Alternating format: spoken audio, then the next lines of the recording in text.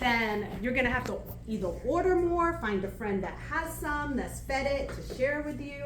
So you wanna take care of your mother. At all times, do not put a regular lid on your mother. So this is a bad example of storing your mother. But when they get home, they're gonna put either a coffee filter on top. Coffee filter? Oh, do you have coffee filters? Yes.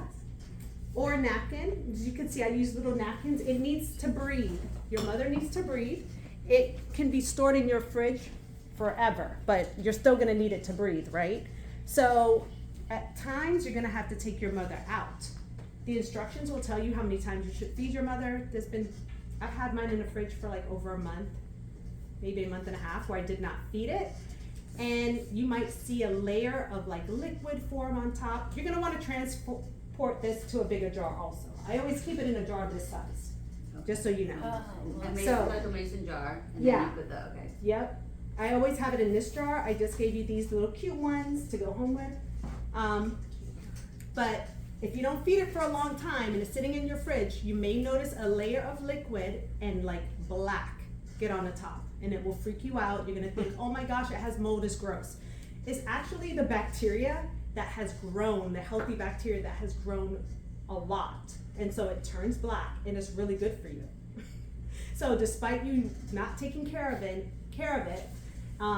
it's getting even healthier. So you can just mix it all in. It's gonna look really gross. Kind of like kombucha looks so gross. It's so hard for me to make it because that top layer looks so disgusting. But it's so good for you because it's all that healthy bacteria. So just know it's super hard to kill this unless you just had the top on it, or you just kept it out on your counter for maybe over a week, and then it's gonna get some mold on it for real. It's really gonna get gross. Otherwise, it is kind of hard to kill. So you're gonna feed it like 1/4 flour, 1/4 water to feed it. Bread flour or regular flour? Any flour, bread Okay. flour, regular flour. Flour. Like I use bread flour because I notice that my bread comes out better with bread flour versus when I use regular flour. So I just So always give stick to it bread. bread flour. Yeah, I give it bread flour. So it just needs the gluten. It needs to eat. So you're feeding it food when you're giving it flour and water. And the instructions will probably mention have the water like either room temperature or a little bit lukewarm. I've been playing around with that and using actually cold water, filtered water out my fridge, and it still works. Everything's still good, but it thrives. You know, it thrives in a warmer environment. So if you use But like, you said to keep it in the fridge. So- oh, you're gonna keep it in the fridge when you're not feeding it and you're gonna use it. But when you're about to use Oh, you this take it to out. make bread, you're gonna take it out of your fridge, let it get to room temperature.